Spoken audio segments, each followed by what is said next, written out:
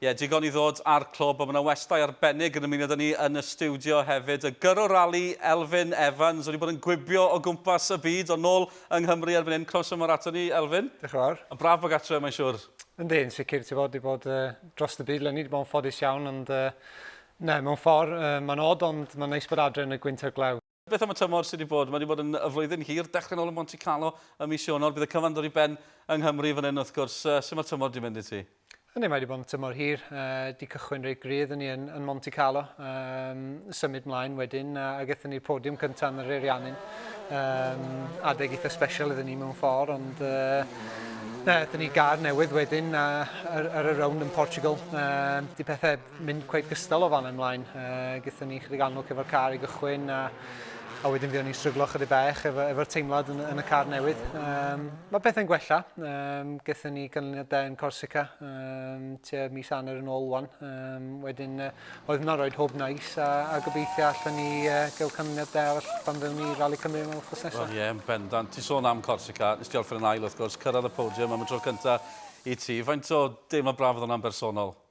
Mae'n teimlo bref ofnadwy.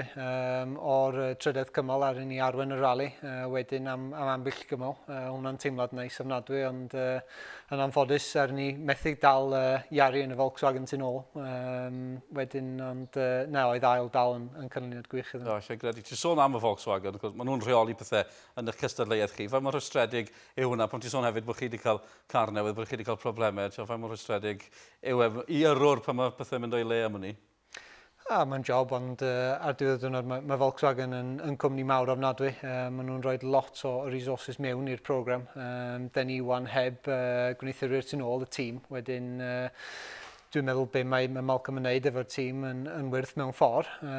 Ond wrth gwrs, da ni dal eisiau gwneud yn well. Da ni dal drio'n gorau, ond yn amlwg mae Volkswagen yn gry ofnadwy ar y funud. Ie, lle gredu. Ni wedi cael cwpl o gwestiynau gan Wilwyr hefyd. Os chi eisiau cysylltu gyda ni, cysylltwch gyda @Clwb a S4C ar Twitter. Neu ti dal yn Facebook ni, chi eisiau holi Elfyn, #holi Elfyn. Wrth gwrs, un cwestiwn ni wedi cael, dwi'n gwaith yn deall hwn, mae'n rhaid fi gyfadde, @tir glas. Be ydy'r setting gorau, understeer neu oversteer? Wel, yn sicr, i fi fel driver, dwi'n rili eisiau un o'r ddau, i fod yn honest fel setting. Neu gliro, understeer ydy pam ti'n colli'r grip o'r olwynion blaen, a oversteer o'r olwynion cefn.